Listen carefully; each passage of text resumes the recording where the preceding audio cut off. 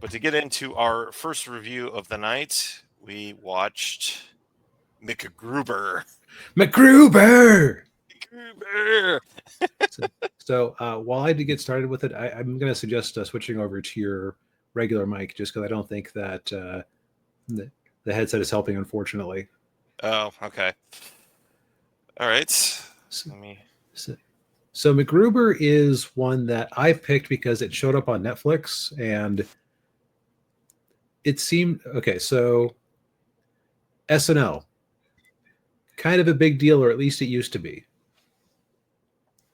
And this was the end of an era, because this 2010 comedy movie starring Will Forte and Kristen Wiig marks the last time that SNL spun off a movie to date. But I don't think that they're gonna try it again, because I think this thing bombed pretty catastrophically. Yes, I've got the box. I've got the Wikipedia for all of the SNL movies up, and it pulled in 9.2 million on a budget of 10 million. So, that's not a. By now, it's broken even just off of a few physical sales, renting the movie out to do like Comedy Central, renting out to Netflix or whatever, but not exactly a stunning success. And also, I think it's because SNL, at least from what I've been able to tell with the clips I've seen recently, seems to have lost its ability to generate a character that could carry a movie, like the Blues Brothers, Wayne's World. Yeah, yeah, exactly, and well, not only that, but SNL is just not what it used to be. Let's be honest. Well, I mean, even in its heyday, I challenge anybody to watch like a full episode of SNL, like uncut episode of SNL, and you probably find one, maybe two skits that were really funny in that one episode. The rest of them were blah. Right, bland to okay. I think I watched quite a few of the Chris Farley era ones and enjoyed them. It's also kind of based on the strength of the actors and just who the guest is. That's true. Yeah. Of all people, Taylor Swift had a really good one like 10, 15 years ago, back when she was dating the werewolf from Twilight. Oh, yeah. Well, I could, you know who had the worst SNL hosting, or did the worst job? Who's that? Steven Seagal. Oh, right, because he's a humorless guy who wouldn't let himself be the butt of any jokes, right? Right, exactly. But yeah, it is hard to as you were saying, yeah, SNL, like, they don't have nearly the talent that they used to, and so yeah, they haven't had anybody really create a character some that could do a movie around, like MacGruber. So it doesn't surprise me that this was the last SNL movie that they did. Right, and the MacGruber bit, was Will Forte a regular member of the cast at the time, or was he just coming in to guest star for this sketch?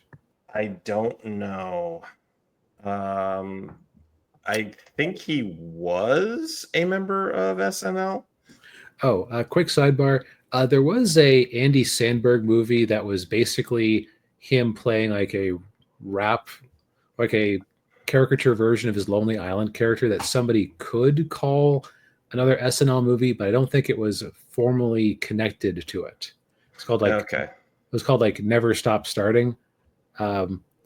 But I think it's more like he took his act elsewhere for that one. Oh, okay. Anyway, Will Forte in this one plays MacGruber, who is a big parody of MacGyver and other action movie tropes. And I think that they're pretty popular in like the early internet era or the early internet clip era. I think it's because every sketch was actually really short. Like, because basically the premise always was, MacGruber, this bomb is about to go off in 60 seconds. And then something would derail him from defusing the bomb and it would explode, killing them all. Yes, and I believe they brought in Richard Dean Anderson, who played MacGyver, into those skits to play MacGyver. I didn't see that one. No, my mind is burdened with the time I saw one where they had Betty White on as his grandmother, and they decided that they were into a little cross-generational incest. Oh, jeez. Yeah. But yeah. So yeah. You're right to ignore that without comment. Yeah. So this particular movie, as DB pointed out, it's a parody of MacGyver and a lot of like 80s action movies. Particular, like the beginning of the movie is very much parodying Rambo 3, where they find him in the monastery, because that's what happens in Rambo 3 is they go to a monastery, and the colonel in the movie is obviously drawing inspiration from Richard Crenna in the Rambo movies. I'm going to just admit to being a Philistine who hasn't seen any of those yet. So I will take your word for it. But okay. Even then, I got the general style parody. Yeah. So this movie is kind of Airplane-esque in that it does kind of commit to the insanity of everything MacGruber does. Also, but I think that I could see, I enjoyed it. I could see some people being very annoyed at Will Forte's character. And what's really hilarious is that he seems to play the same character in a few different places. As I was watching it, there was this Comedy Central cartoon called Moonbeam City that only lasted one season, where everything basically looked like a Duran Duran album cover. And it was just like this weird... does anybody ever remember this one YouTube thing from like 2009, 2010 or so? That was like a Pac-Man movie trailer. It's some kind of a man. It's some kind of a Pac-Man. Vaguely, yeah. That cartoon was made by that guy whose name is escaping me right now. Okay. I was like, oh, hey, he got his shot at the big leagues. And I guess he didn't quite make it. Oh, that's too bad. I would actually recommend that show to anybody who enjoys absurdist comedy. I bring it up because Will Forte is playing the exact same character as he played in that one, which is basically, I'm a big tough guy. Look at me, aren't I big and tough? The slightest bit of resistance, I'm gonna collapse. Please don't hurt me. Yeah. So how much you enjoy the movie depends entirely on how much you enjoy that dissonance. Yeah. You mentioned Airplane, and I think the reason that movie worked so well was because all of the actors in that movie were like serious dramatic actors, and they just played it straight. And for the most, so aside from Will Forte and Kristen Wiig, like all of the other actors in this movie are all serious actors. Like Val Kilmer, who plays the villain, Powers Booth, who plays the colonel, and then Ryan Phillippe, who's there on the right, and he's this rookie agent that's been thrust onto MacGruber that he doesn't like. MacGruber doesn't like him because he's intimidated by him I more got the impression that he just thought that MacGruber was a huge goober. Oh yeah. Like, why are we wasting our time with this guy? Yeah. And that is actually one question I started having after a bit. Like, why did the colonel actually have a positive opinion of this guy besides so the movie can happen? Yeah. Well, what killed me was when they first meet MacGruber. they first meet MacGruber, and they start listing off all of his commendations, and I'm like, oh no freaking way. Yeah, it's like 16 Purple Hearts and 3 Congressional Medal of Honors, and like, yeah. Chesty Puller didn't get that many. yeah. But like the basic kind of like plot of the movie is, so Powers Booth shows up. He plays what was his name? Colonel Faith. And it's because they want MacGruber. They're trying to bring MacGruber back because his arch nemesis, played by Val Kilmer, who's I don't think I can say his name on YouTube. Yeah. By the way, this is a very crude movie. It's yes. an R and it earns that R. Oh yes. For me, when you said airplane, it's like Airplane meets Team America. Yeah. It doesn't quite do the Airplane consistency because you do have Ryan Phillippe over there constantly questioning what MacGruber is doing. Yeah. Like a totally Airplane style movie would have, everyone would have just accepted that that's how the world works. Yeah. Ryan Phillippe's character, I think, he's probably the audience. Yeah. He's the audience standing like, oh my god, this guy's an idiot. Why were they? Yeah. Basically, overall of the plot, Val Kilmer has stolen a nuclear weapon. It's up to MacGruber and his team to stop them. Yes. And of course, his first team. Oh, man. Okay, so it's a comedy. We're going to spoil things. Let's go. Let's do the quick. Do we recommend before we yes. Before we ruin it? So if you're watching this and you're wondering, is this worth your time? Do you enjoy just very absurdist comedy? Like just complete balls to the wall nonsense. Do you like it when things don't make sense in just the right way? Yeah. And also you're not put off by vulgarity or very crude, raunchy humor. Right. Like I'd say that if you're a South Park enjoyer, if you liked The Hangover, this is probably up your alley. Yeah. I would, if you haven't seen Airplane, I would still say, watch Airplane before you watch this, because Airplane is an unimpeachable classic. Mm-hmm. But this is definitely a good, well, I've already seen Airplane a few times.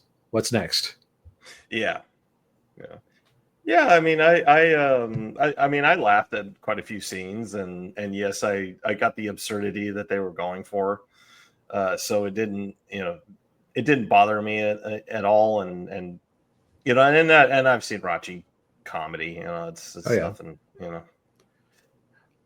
Also, this is like perfect casting for Kristen Wiig, because she is so great at being the sincere character who's just like going along with whatever nonsense is thrown at her. Yeah. Like she's the one doing the Airplane style performance where she just she like questioned MacGruber, but it's like she just has complete faith in him, even though she really shouldn't. Yeah. Well, yeah, she's Julie Haggerty in this movie. For like Julie Haggerty in Airplane, she was kind of the same way, where she's like, exactly. She questions everything Stryker does, but she's madly in love with him, and just yeah. Okay, so modest recommend, worth a shot if you like absurdist comedy. Yes. Now so some of the nonsense in this, like you were just saying, they did the Deadpool 2 thing. A couple of years before Deadpool 2. Yeah. So he puts together his own team of just total badasses and tough guys, and he puts them all in a van, and they're like, all right, we're gonna go out there, all right, and they're all getting riled up, and he MacGruber goes and talks to the colonel, and the colonel's like, "Hey, don't you want to take Ryan Phillippe with it?" No, I got my team. I don't use guns. I don't use guns. I get we're all loaded up and ready to go, and I got C4 in there that I packed myself, and then boom, the van blows up. I was just like, when he's running, like, oh no, oh my god, are you guys okay? Yeah, which is really the first time in the movie that his tough guy persona cracks, as I recall.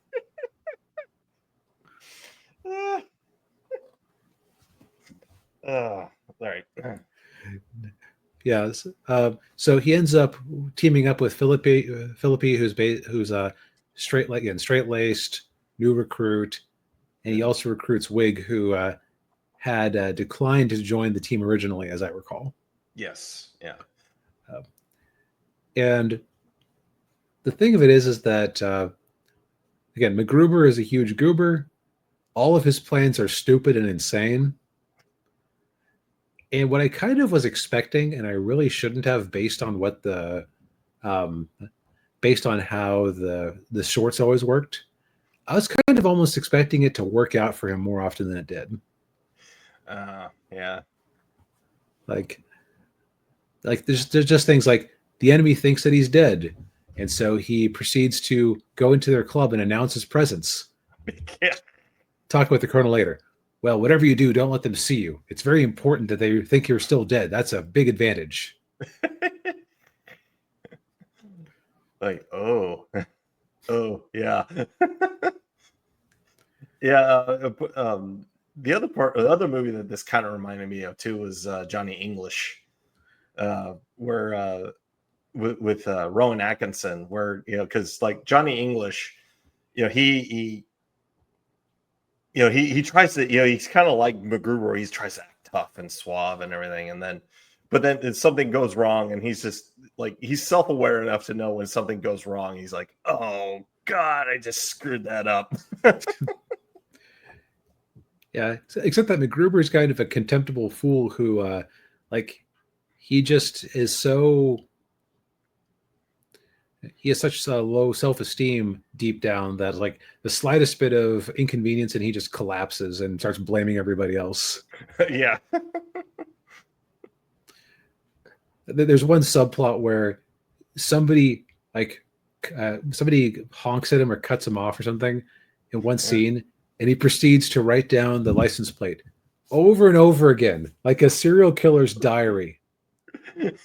Yeah. And he like scribbles through the whole pad, and then has like a doodle where he's like taking a dump on the car. Yeah.